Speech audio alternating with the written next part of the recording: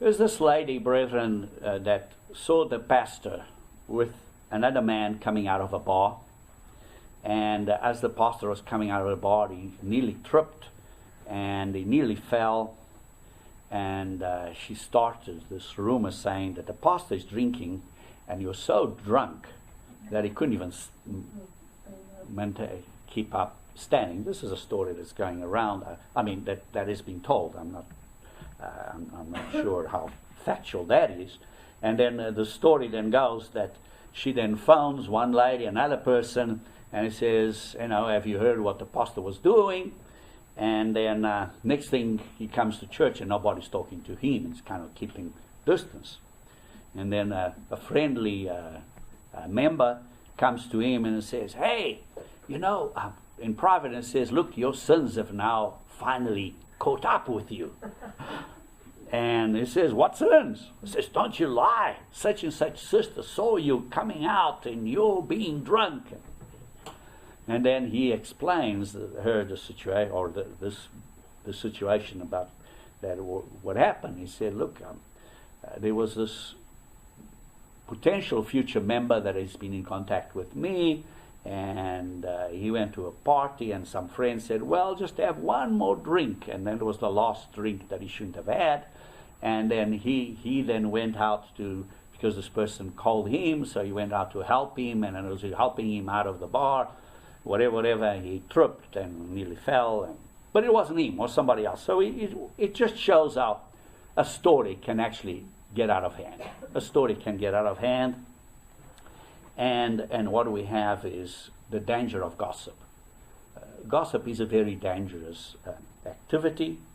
And indeed, the tongue, as the Bible says, is a fire. Particularly if it's an evil tongue, it's a fire. It can set on fire a terrible situation. And so gossip and the use of the tongue can cause a lot of division in any group, organization, or even in the church. And the gossip and obviously the tongue and this evil tongue works hand in hand in causing a lot of problems. So I want to give you an example here from the Bible in 2 Samuel 13. In 2 Samuel 13, we've got the example of the sons of David. So 2 Samuel 13. And here we have a situation of, if you look at we have a son, which is the firstborn in a sense, which was Ammon. And then the secondborn apparently died because it's not talked about any further. And the thirdborn is Absalom. So therefore, Absalom would be the second in line to the throne in that way. And it says here in chapter 13 that Absalom is the son of David, and he had a lovely sister from the same mother, whose name was Tamar. And Ammon, which was the son of David, but from another mother, so in other words was Absalom's half brother. He loved Tamar.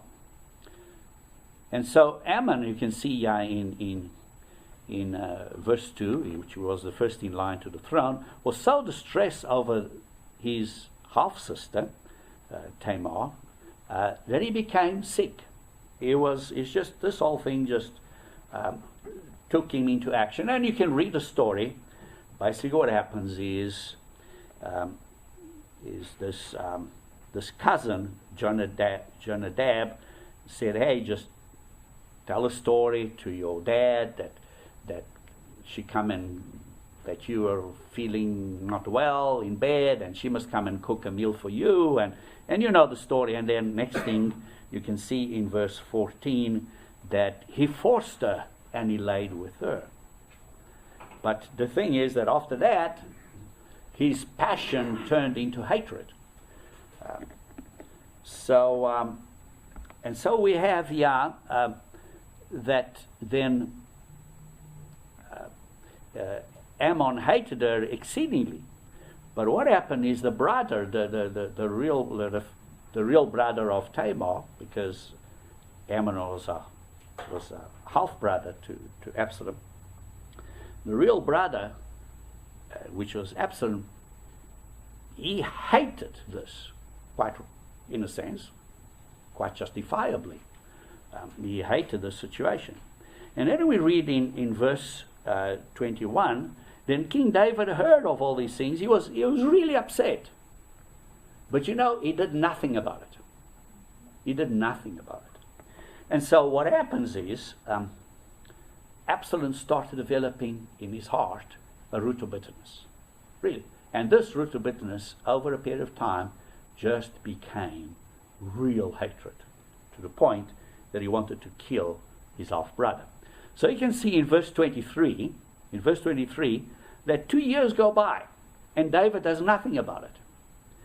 And so Absalom now is furious. So he orchestrates a plan to kill Ammon. And you can see in verse 25 that this plan being orchestrated says, and then he gets these people to kill Haman, to get him together and kill Haman. So now he kills Ammon, and now Absalom runs away. Now he runs away. And you look in verse 38. In verse 38 says, Absalom fled, and he went to Geshur, and was there 3 years. So now he's away from David, and now 5 years have gone by since this act of between Ammon and Tamar, and Ammon has now been murdered, and Absalom now has run away because he knows he's also done wrong, but he's got this root of bitterness. But now not only to Ammon that he killed, but this root of bitterness now got shifted towards his own dad, because his dad did nothing, and now he's run away from his dad. Now we read in chapter 14 that David now wants to see Absalom, but because he's far away. But this whole thing of this political thing that what the image is going to create, the son did this, so he just didn't know how to go about it. And so you get the situation here that Joab creates a situation, a bit of a trickery situation, and then he brings Absalom to Jerusalem. But to keep that appearance of justice, David does not see Absalom. And so Absalom comes to Jerusalem, but for appearance's sake and all that, without really doing anything about it and acting on it, he doesn't see Absalom. And then look in verse 28 of chapter 14. In chapter 14, Absalom dwelt 2 full years in Jerusalem, but did not see David, the king's face. So now we have 7 years have gone by. And this thing is brewing in the pot. This bitterness is brewing in the pot. And so now a situation gets forced, and then David ends up kissing Absalom. But what we have is a young man that is now bitter, completely bitter, and he's a rebel. His heart has been shaped after these 7 years. And so now we get to chapter 15, and we see what happens. So Absalom now is completely against his dad, and now he wants to take over the throne. And so he organized a group of people, and he kind of placed himself into a position of authority. Look at it here. Absalom provided himself, gave it to himself, chariots and horses, and 50 men to run before him. Now, the way I look at it is, in today's society, is like you get yourself a real presidential car with little flags up there in the front, one on the left, one on the right, two little flags, or whatever it is, and you get 50 police cars in front of you. 50. Bam, bam, bam. There comes, Absalom behind. So this is to me kind of comparing it to today. You get this parade of cars in front, and there you come behind, and everybody's looking at it. Who is it? Oh, it's Absalom coming. So, but it says he provided himself. So he elevated himself into this position. You can see, now I'm saying in a bit of a cynical way, his humility. Obviously it's not. It's just he created a following, and he put himself into this position. And then he starts to make friendship with those people that have complaints. So he says, listen, people come in to complain and say, but if I was, look at in verse 4, it says, that I were my judge in the land, and everyone who has any problem or any issue, in other words, any suit or cause, would come to me, and I would give him justice. You can see he's actually creating a following. And the people can see it. I mean, it's just amazing when you get this. I mean, it's so political. You can see that in the world today, in the politics. It's so political, you can see that. So he started creating a situation. In a sense, it's a gossip. Because he's gossiping against whoever is judging. But if he was judging, I would do so much better. Because... And if people come in with different cases, whatever cases, where some were true, some were not, but he started showing interest to those people, and therefore he won their heart. He started winning their heart, and therefore he started creating people to go after him and turn against his father David. You can see the political motivation there. Now, let me just ask a simple question there. And obviously the answer that you're going to give is very obvious. But the question is, was Absalom's attitude Christian? Now, obviously your answer is going to say, no, of course not. But you see, gossips can create this impression that says, look, trust in me. Because I care for you. I understand what you're going through, and I can understand what you're struggling dealing with this or that person or this or that situation. So you can see how gossip turns this thing around, and maybe there could have been a good intention of initially, but very subtly this gets turned. Here's a principle. You may have a very good reason for something. Whatever. Could be a doctrine, could be right, could be something. You could have a very good reason for something. But you anchor that, or you tie that to yourself, to self. Whilst we really must not do that. We must anchor or tie that to God and to God's glory and to God's honor. And therefore, the how you go about it must be in a way that will give God's honor, not yourself. You see, so your justification might be right, but be careful you don't hook it to self-aggrandizement. So, is a problem. Because when you do that, even if the situation is true, when you do that, you are now falling prey to Satan's tricks. You're falling prey to Satan's tricks. And brother, this can happen anywhere. Can happen in any organization, can happen even in the church, can happen. It's that simple. So the problem here is this. Trust in me, because I care for you. and this problem that you're dealing with your organization, with whatever it is, I can understand because I've been there, but you're hooking it on yourself, and therein lies the problem.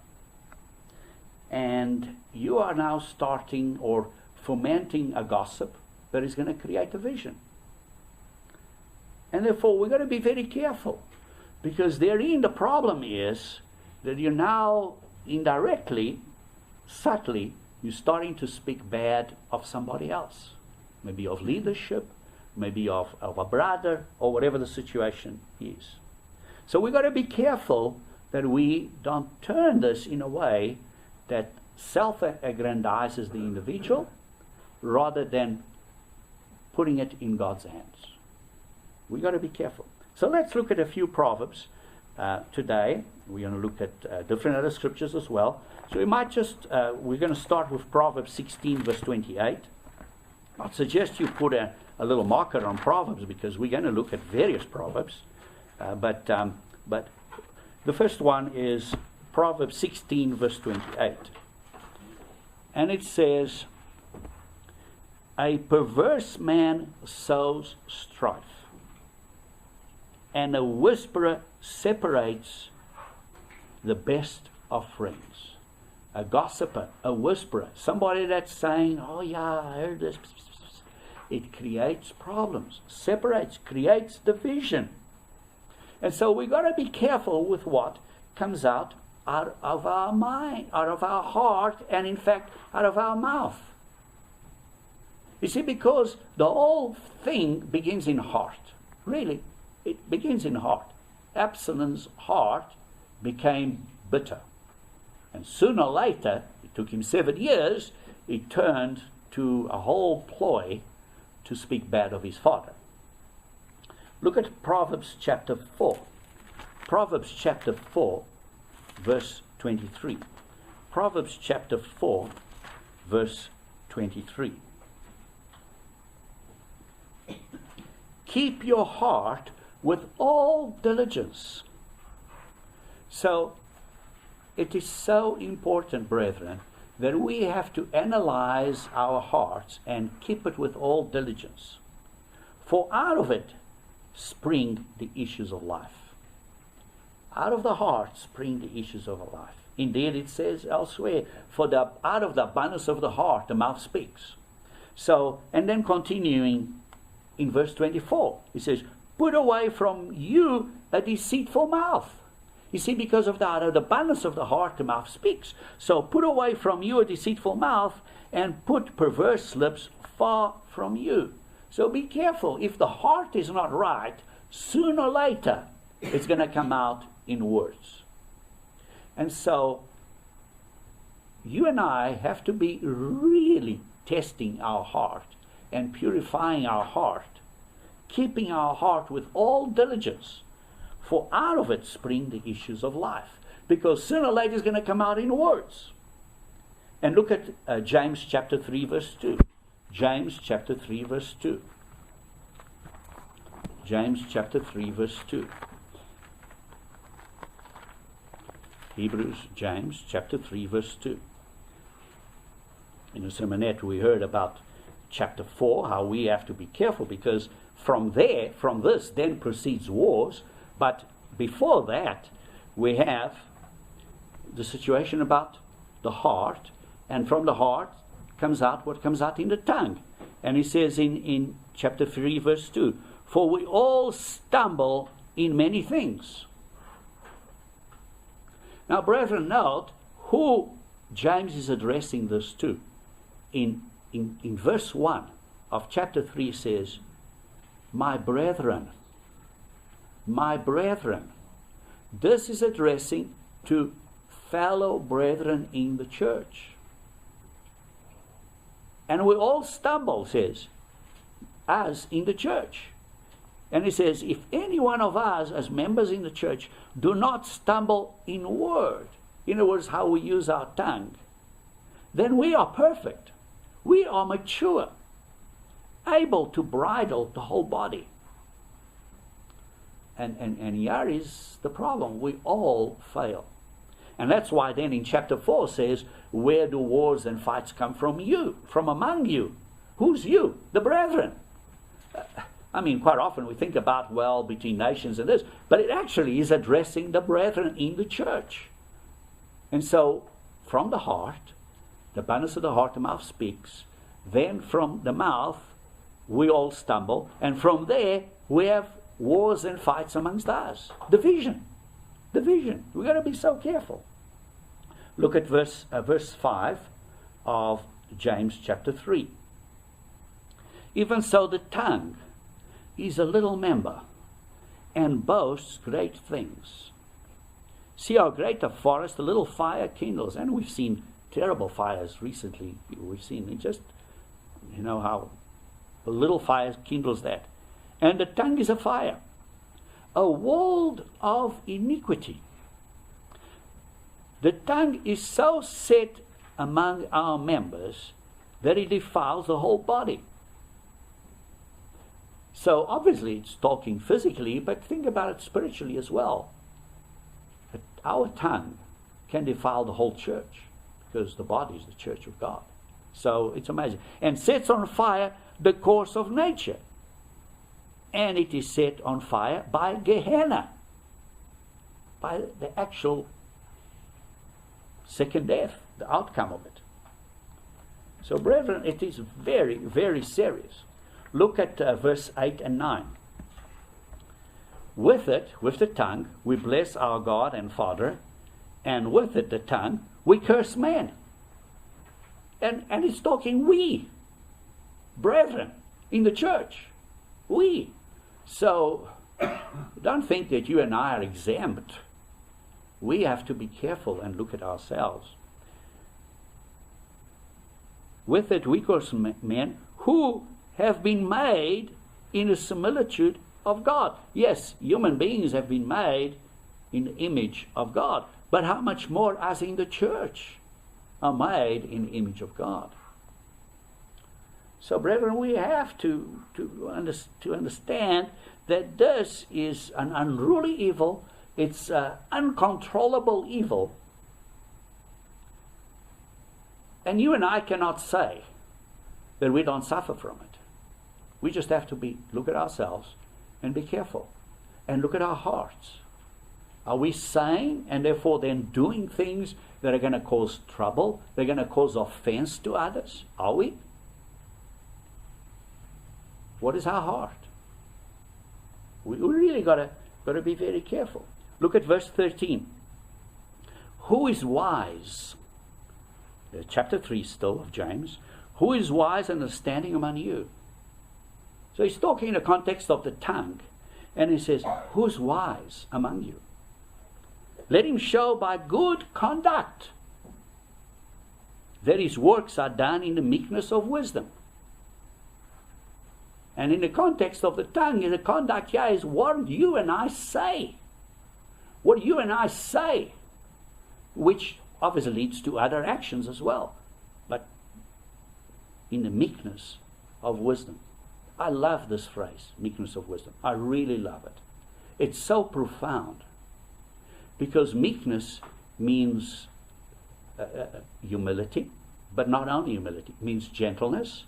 It means tameness, being tame, like a lovely, wild, beautiful wild animal, like a lion, which is tame.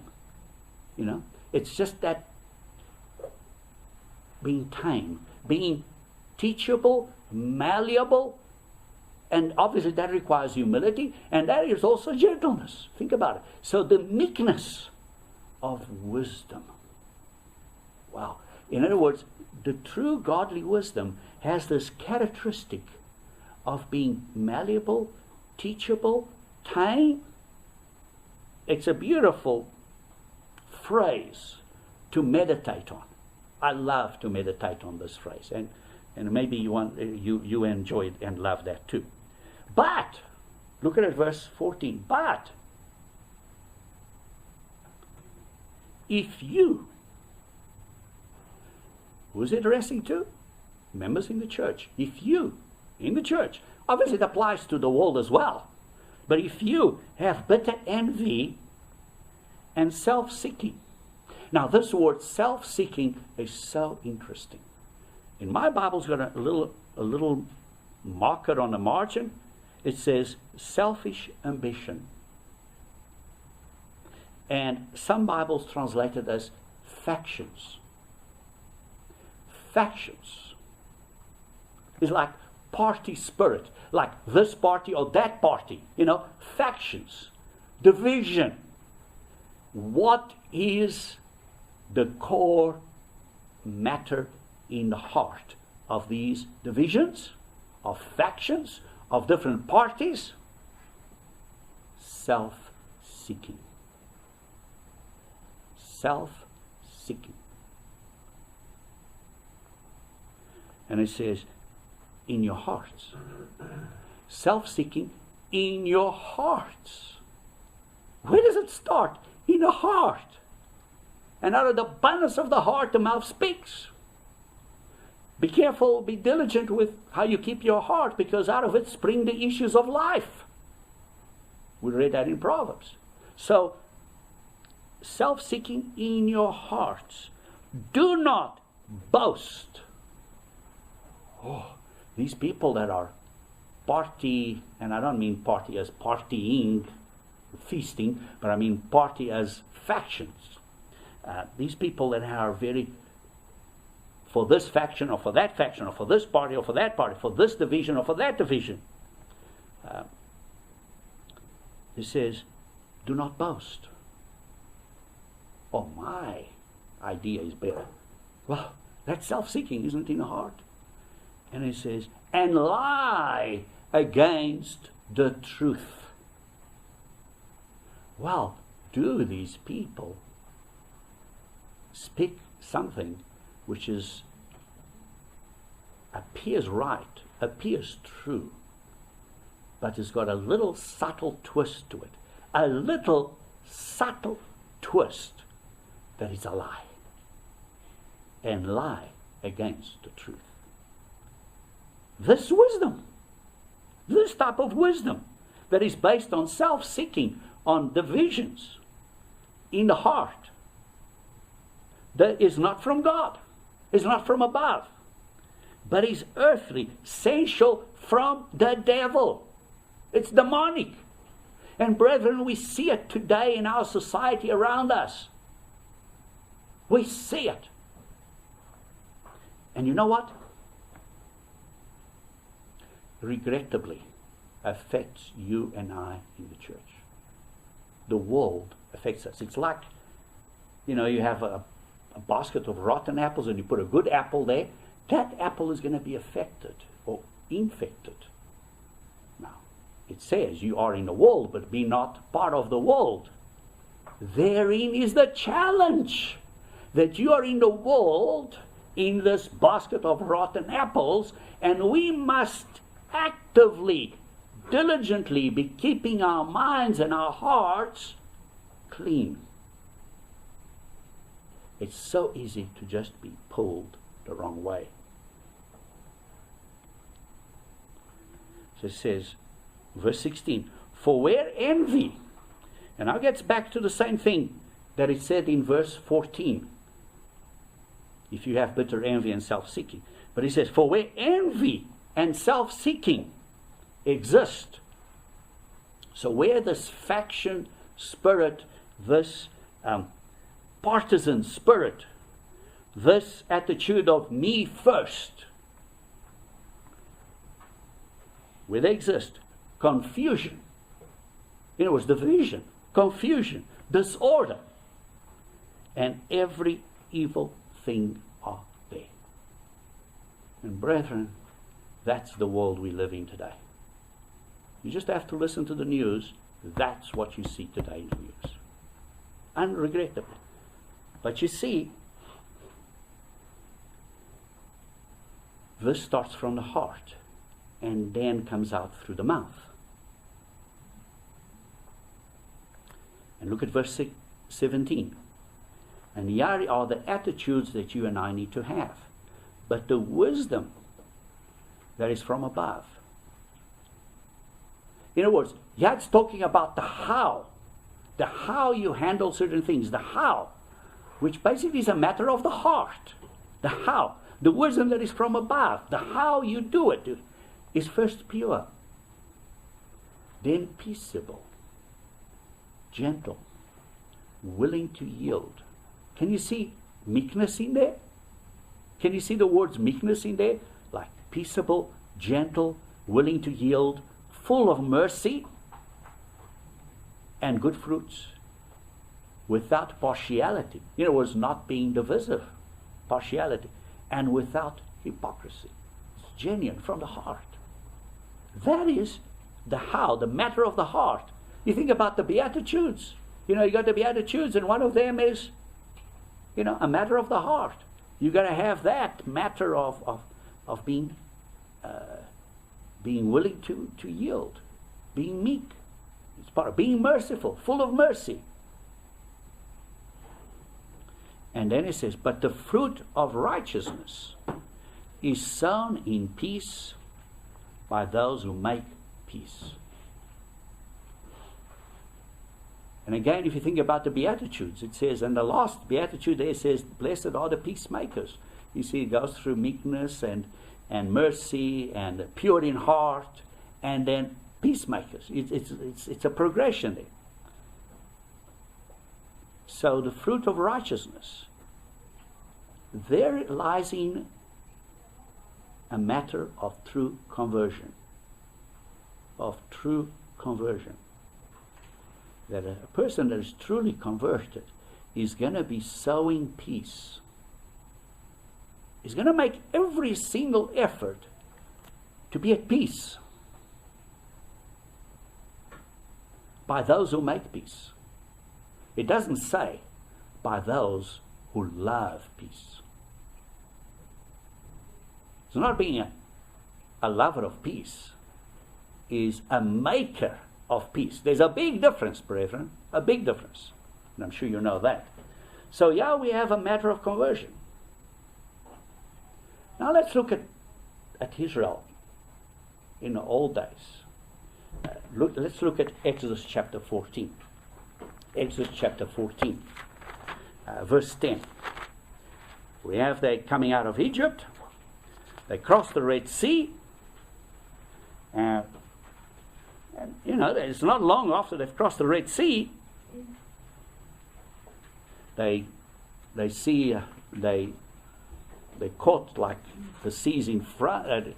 They see the situation that they are in, because beg part. This is just before they crossed the Red Sea, and then they say they were afraid because the Egyptians were behind and the sea was in front.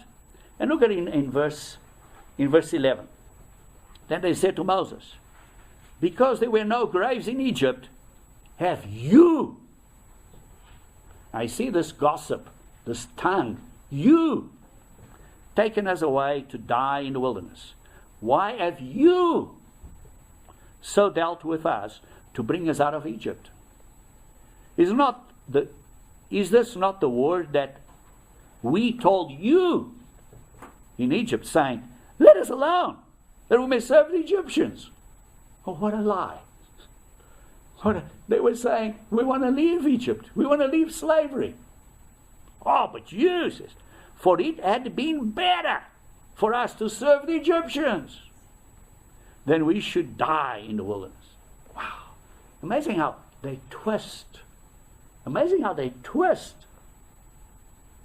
Look at it in chapter 15. Now they've crossed the Red Sea. Look at it in chapter 15, verse 23. Now they get to, they don't have water. And so now they get to a place called Marah, verse 23. And they could not drink the waters of Marah, for they were bitter. And look at verse 24. And the people complained against Moses. There's this tongue again. Speaking evil. Speaking evil. What shall we drink? Now look at chapter 16. Chapter 16, verse 2. Now we don't have bread. And then the whole congregation, 16 verse 2, of the children of Israel complained against Moses and Aaron in the wilderness. And look at it in verse 3 Oh, that we had died by the hand of the Lord in the land of Egypt, where we sat by the pots of meat, and where we ate bread to the full. What a lie! For you have brought us out into this wilderness to kill this whole assembly with hunger. I mean, there is the tongue with this gossiping. Is this the meekness of wisdom? Of course not. Is this the wisdom from above? Of course not. And you look at it in verse 7. And in the morning, God spoke to Moses, and Moses then tells the people, says, in the morning you shall see the glory of the Lord, for he hears your complaints against the Lord. Now who are they complaining against? They're complaining against Moses and Aaron. They're complaining against the leadership, but God saw it as complaining against God. So we're going to be very careful when we complain against other people. But what are we that you complain against us? And Moses said, this shall be seen when the Lord gives you meat to eat in the evening, and in the morning bread to the full. For the Lord sees your complaints which you have made against him, against God. And what are we? Your complaints are not against us, as the leaders, but against God. Brethren, we've got to be careful with our tongue. Remember, it starts in the heart, but then it gets into the tongue, and then it gets in words and come out. And could be gossip, could be whatever. Be careful that we don't accuse another member of the church or the leadership in the church or whatever it is, because God might look at it, and according to this, God does look at it as us attacking him. So be careful. Let's follow this train of thought in Romans chapter 14. Romans chapter 14. Romans chapter 14. Verse 4. Who are you to judge another man's servant? You see, because when you're complaining, you're basically judging other people. You're making a judgment on others. To his own master he stands or falls. Indeed, he'll be able to stand, for God is able to make him stand. Look at verse 10. Look at verse 10. But why do you judge your brother? Why do you show contempt for your brother? Are we complaining? Are we judging? Are we saying something there that's going to hurt? For we all shall stand before the judgment seat of Christ. For it is written, as I live, says the Lord, every knee shall bow to me, and every tongue shall confess to God. So then, each of us shall give account of himself to God. Therefore, let us not judge one another anymore, but rather resolve this, not to put a stumbling block or a cause to fall in our brother's way. How are we going to do something? Are we going to do something that is going to cause somebody else to stumble?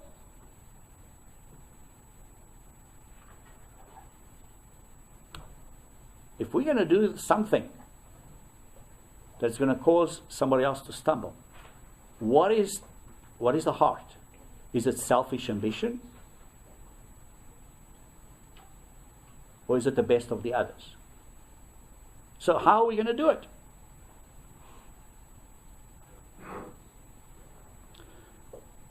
So we got to think about this very carefully. You know, you may have some information which may be true. I'm not saying it's not true. Well, it may be false. It may be misinformation. But if you and I don't have authority to spread it, don't. Look at Romans 13, just one chapter behind. Romans 13, verse 8. Owe no one anything except to love one another. Back to the question, how are we going to act in the meekness of wisdom, which is based on love, which is based on outgoing concern for the other person, or on selfish ambition? What are we going to do? Look at verse 10. Love does no harm to a neighbor. Love does no harm to a neighbor. So, if you and I are going to do something and we know it's going to cause harm, are we going to think twice? Are we going to be careful in our hearts about what are we going to do or not do? Are we going to do it for selfish ambition? Or are we going to do it for outgoing concern for the others so that we don't cause harm to the others? We got to think about this. It's serious stuff. Well, you can say, but it's true, whatever. If it's true, maybe, how do you know whether that person has repented or not? You don't know. Look in James chapter 4, verse 11. James chapter 4, verse 11. James chapter 4, verse 11.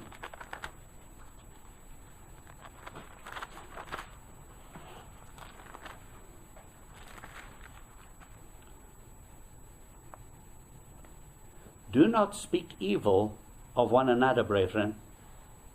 He who speaks evil of a brother, even if it's true, but be careful, because if you're doing that, you're judging the brother,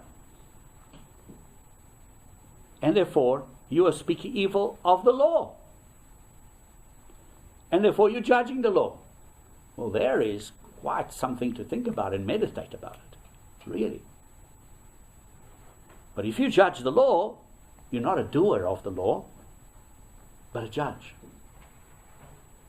So let's be careful that we're not judging and condemning others. Sure, we have to speak the truth, but we speak the truth in love. Ephesians 4:15. Speak the truth in love.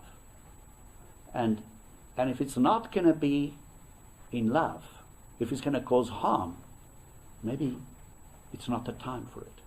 Because love conceals many sins, right? So it is. Let's look at Proverbs 10, verse 32. Proverbs 10, verse 32.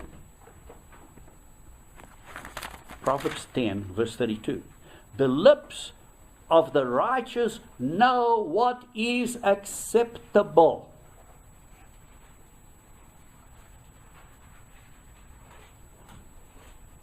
Proverbs 10:32.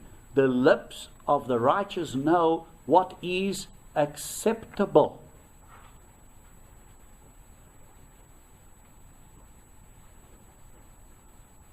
It doesn't say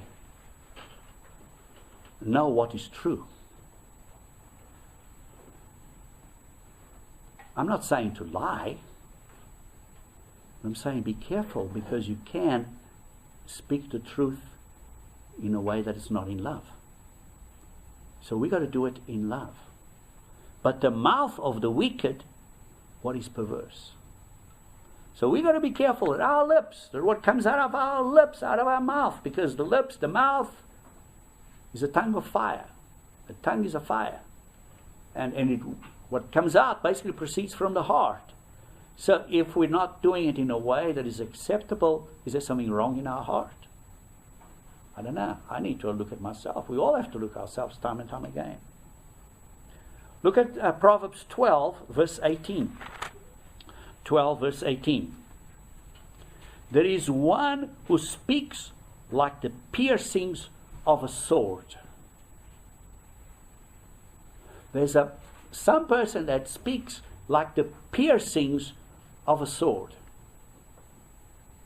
We've got to be careful. If we say things that it's gonna cut, be careful. But the tongue of the wise which has the meekness of wisdom, promotes health. See, there's two contrasts here. You see, one creates pain. The opposite of health is like the piercings of a sword. And maybe you and I may say something.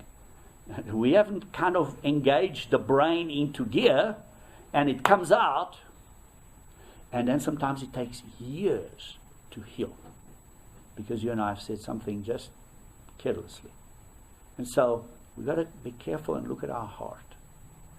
I was talking to somebody yesterday, and this person was saying to me, "No, I want to do this." The person was had a job offer. Don't want to go into details. But the person was saying to me, "I want advice because I want to turn down this job offer, but I want to turn it down in a way that I don't hurt this company or these individuals that are offering me that job offer." He said, "That to me is so important." That touched my heart, because that is the how. It's not the what to do, but how to do it in a loving, kind way, not to cause offense to other people. That is so important. Look at Proverbs 18 verse 21. Proverbs 18 verse 21.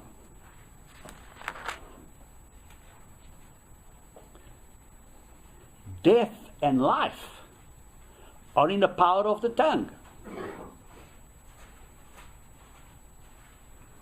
Remember the proverb I read earlier that said, "Be careful with the heart, because out of it spring the issues of life, and out of the abundance of the heart the mouth speaks." And it says, death and life are in the power of the tongue. What you and I say is going to affect others. It can hurt others deeply, or it can be a great source of encouragement. Which one would you like to be? And that requires us first to look at our hearts and to change our hearts so that whatever comes out of our mouth is acceptable and godly, in godly wisdom. Look at the law. Proverbs 19 verse 16. And now in a sermonette we also, Leviticus 19 verse 16. What did I say? Proverbs. Sorry. Leviticus 19 verse 16. In the sermonette we also looked at Leviticus 19, but now I want to look at one other section here, verse 16. "You shall not go about as a talebearer, as a gossiper, as a whisperer, as telling secrets among your people."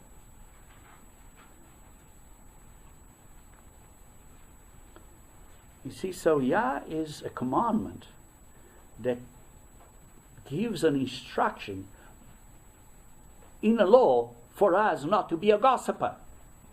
We've got to be careful. I saw this somewhere and I thought it was cute, so I'm going to share it with you. It says, a dog has more friends than people because they move the tail instead of the tongue. Anyway, I thought that was cute. So, anyway, let's go on to Proverbs 11, verse 12. Proverbs 11, verse 12.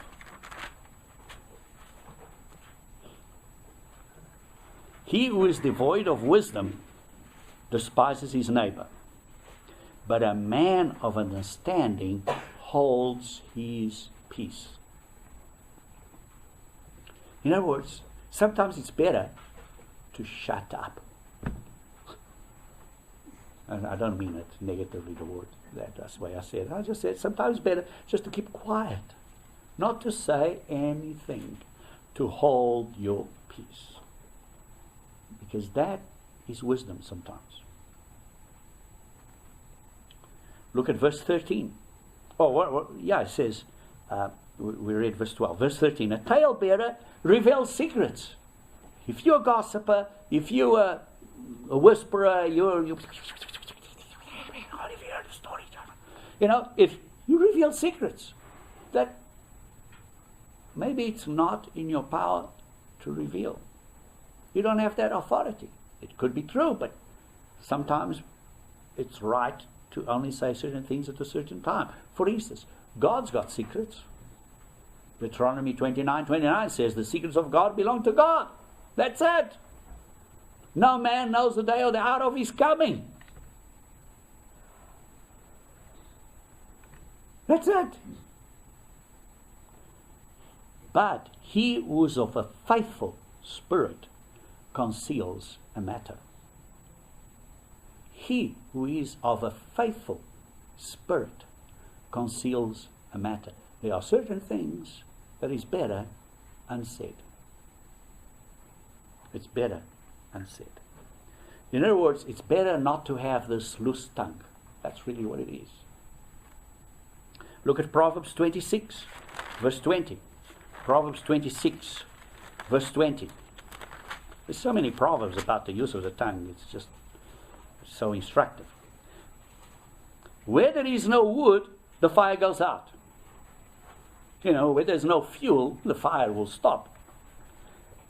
And where there is no talebearer, strife ceases.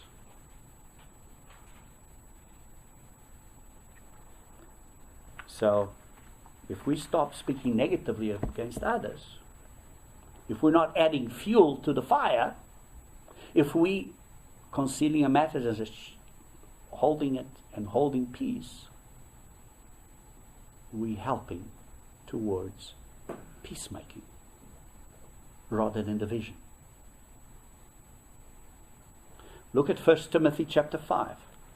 1 Timothy chapter 5. 1 Timothy chapter 5.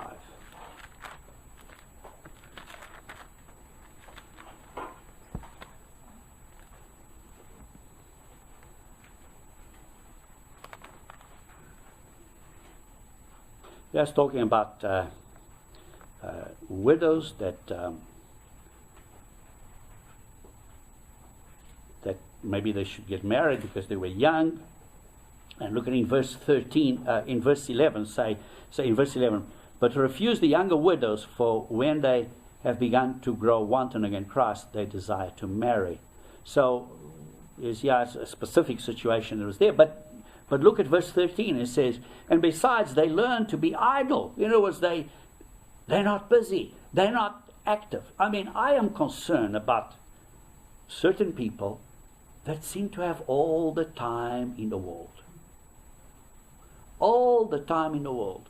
Get busy. Do some things. Serve. Do something. Be constructive. Because it says, besides, they learn to be idle, wandering about from house to house. In other words, they don't have anything, so they go from this place to that place, what? To talk, to gossip. It says, and wandering about from house to house, and not only idle, but also gossips and busybodies. And, oh, have you heard this? And have you heard that? And what are you doing? Saying things which they ought not to. We got to be careful, brethren. We really have to be careful. So, you and I, for instance, have been offended. Somebody has done something that has caused offense. It happens. How do we handle it? Well, many people say, well, Matthew 18, which I'm not against, and I'll show you it's one of the steps important, but the first thing they say was, go to your brother and tell him. And I've seen some people taking that approach and coming across so pointing that is hurtful. So, let's look at a few points about how to react when you have been hurt. First one, is it true? Is it true? Don't believe everything you hear. Get the facts. I mean, that's what we hear in the news today. People are blowing up things. Is it true? Get the facts. Proverbs 14, verse 15. Proverbs 14, verse 15. The simple believes every word, but the prudent considers well his steps. The simple believes every word. So people say something in the news. Hey, be careful. Is it true? Get the facts. Consider well your steps. Don't allow your heart to be stirred by some talk or whatever, and then you say things that you shouldn't say. So before you react, is it true? Then is it necessary to react? Is it necessary to react? In other words, can you minimize and let it go? Look at 1 Peter chapter 2. 1 Peter chapter 2. 1 Peter chapter 2. Verse 21 through 23. 1 Peter chapter 2, verse 21 to 33. 23, I beg your pardon. For to this you were called. Now, brethren, you and I were called into the church. For what reason? Or to preach the gospel. Oh, I've been called into the church to do this. Well, look at the reason here. One of the reasons why you and I called. For this reason you were called, because Christ also suffered for us, leaving us an example that you should follow his steps. In other words, you and I were called to suffer.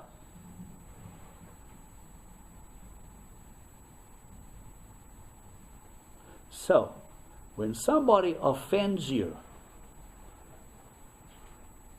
can you suffer wrongly and shut up and minimize the issue? In other words, is it necessary to react?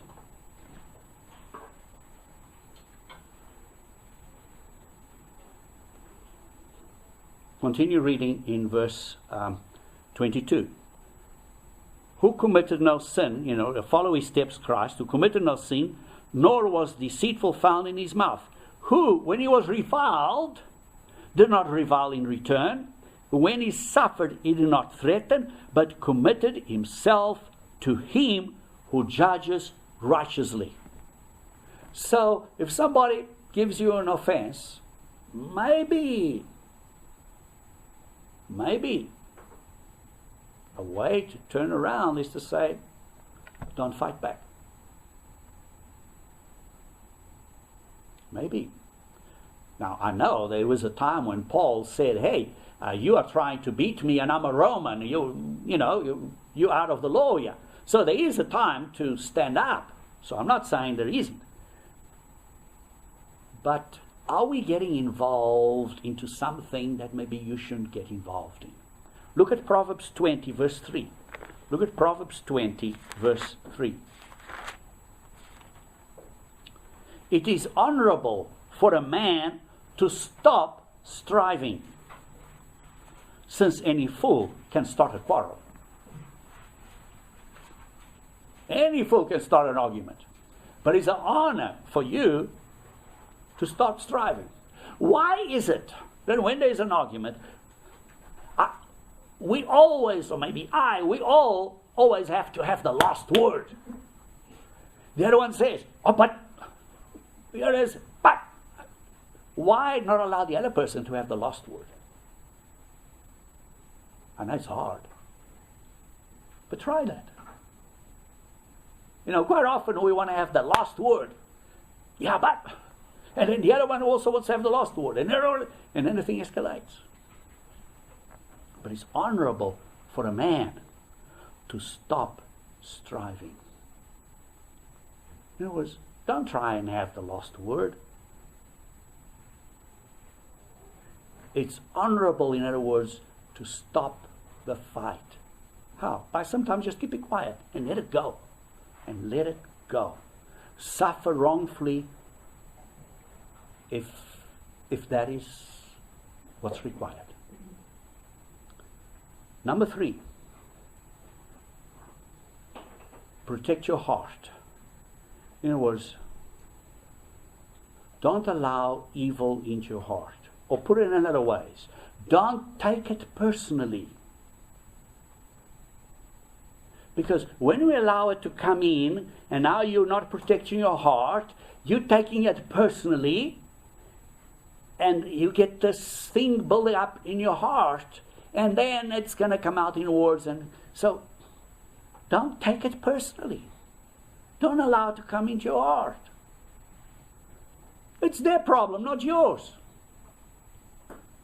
Look at Ecclesiastes 7, verse 21. Proverbs, Ecclesiastes 7, verse 21.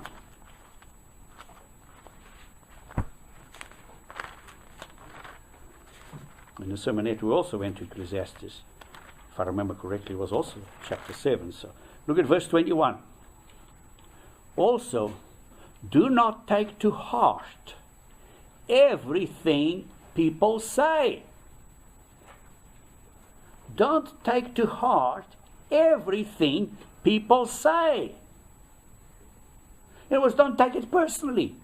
Don't allow it to come and affect you. Lest you hear your servant cursing you.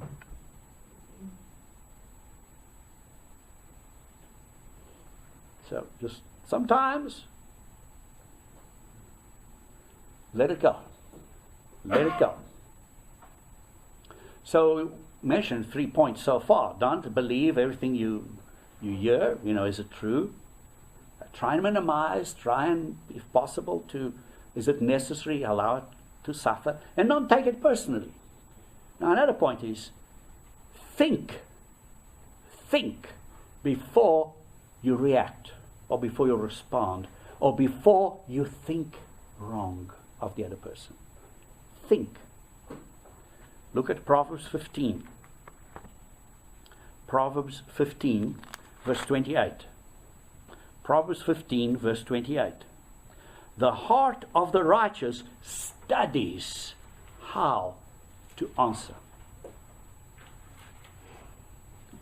Like I was mentioned, this person was talking to me, how do I answer this to this person so I don't hurt this person? In other words, the heart of the righteous studies how to answer. But the mouth of the wicked pours forth evil. In other words, the heart of the righteous takes time to reflect and to think about it before it puts into gear and starts shooting. The heart of the righteous studies how to answer. So, maybe you and I need to study, we need to meditate, we need to think about, and therefore we need to respond in a way that is going to bring reconciliation, in a way of love, rather than engage in gear, in that tongue into gear and shoot and cause offense. And that's the 4th point. I haven't gone yet to Matthew 18. It's coming. But there's a few things to do before Matthew 18. Number 5. Do it with love. In other words, win over the evil with good. Win over the evil with good.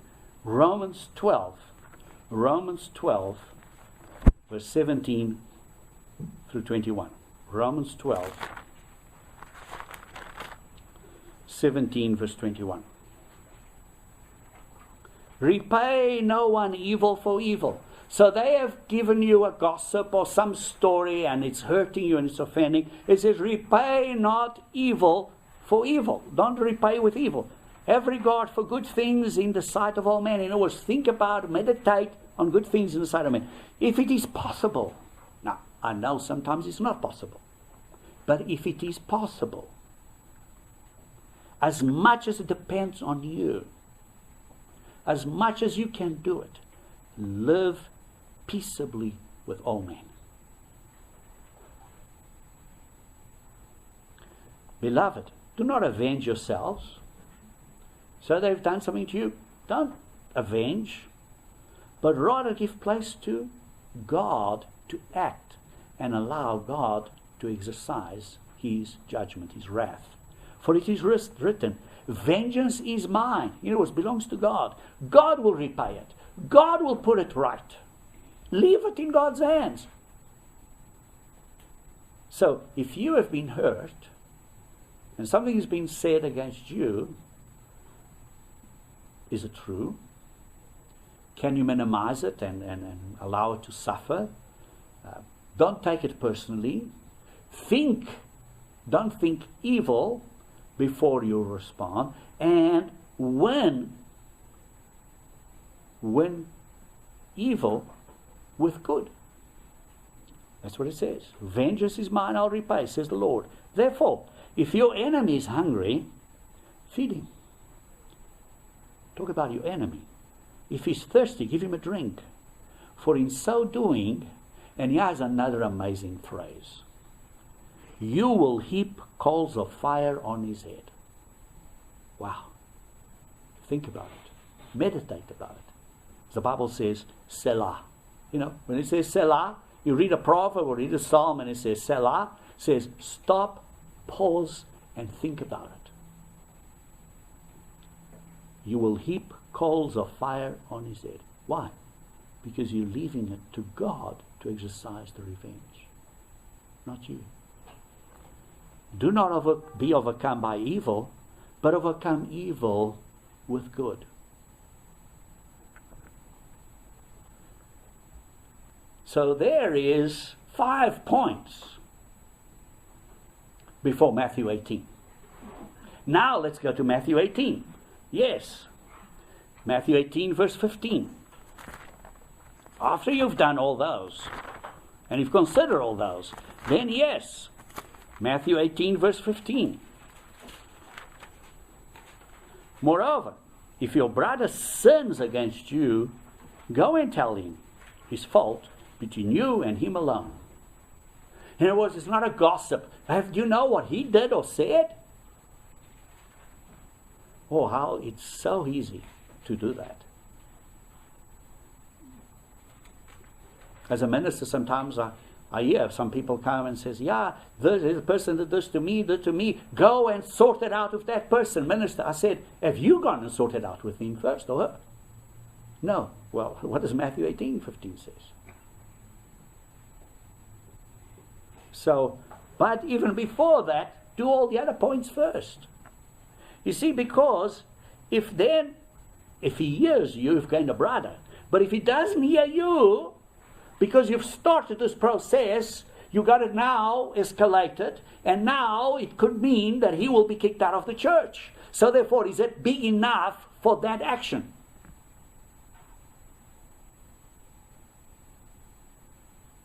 Is it big enough for that action? Because you are now taking up, or maybe, yes, you've talked about it, you talk to him and he doesn't accept it, or she doesn't accept it. Maybe then you say, I'm going to leave it. I'm not going to take it anymore. I'm going to forgive and I'm going to suffer wrongfully. And that's it. Maybe. But if you want to proceed that, our final outcome is that he gets kicked out of the church, or she gets kicked out of the church. Do you want that? Does that sin justify that action? So think about it. Now, obviously, you want to gain a brother. You don't want to gain points. It's not a selfish ambition. You want to gain a brother. And therefore, if you're going to do Matthew 18, never forget about 2 Timothy chapter 2, 24 and 25. If you're going to do Matthew 18, you should mark it in your Bible next to Matthew 18, 15, 2 Timothy chapter 2, verse 24 and 25, because the two go hand in hand.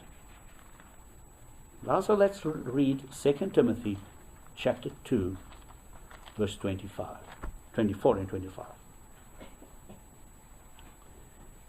And a servant of the Lord must not quarrel, but be gentle to all, able to teach, patient, in humility correcting those who are in opposition, if God perhaps will grant him repentance, so they may know the truth. So if you're going to go to your brother, you've got to go in a gentle way. Not arrogant, saying, you did this against me and I want to sort it out and you better repent. But you've got to come to him or her in a gentle way, in humility. In humility. Because it is possible that you and I have done something to trigger it anyway. It's possible that you and I may have actually done something that started escalating it. So our attitude must be one which is meek, teachable, in humility. So in the end, as we conclude, let's look at Matthew chapter 12. Matthew chapter 12, verse 34. Matthew 12, verse 34. 12, verse 34.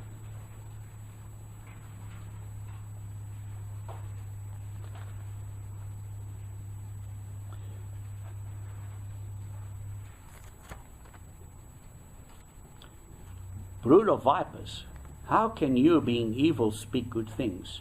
For out of the abundance of the heart the mouth speaks. A good man, out of the good treasure of his heart, brings forth good things, and an evil man, out of the evil treasure, brings forth evil things. You see, the fruit of our lips is so important. But I say to you that for every idle word man may speak, they will give account of it in the day of judgment. That's a frightful statement. And we all better be careful that when we engage our tongue, that we give thought about it. Because there's every idle word that comes out of our mouth, we're going to have to give account of it in the day of judgment. For by your words you will be justified, and by your words you will be condemned. So think carefully about what we say. Don't allow this fire that is built in us, this tongue, which actually is driven by the heart, don't allow it to go the wrong way. Be careful. Avoid gossips. Avoid causing this trouble, causing division. And if you are a victim of it, is it true? Is it necessary to? Can we minimize it and suffer? Do we need to take it personally? Try not to take it personally. Think before you react. Overcome evil with good. And only then consider going to your brother, and if you do, go it in a very teachable and humble way. Brethren, think about it this way. Your tongue is like a thermometer of your conversion.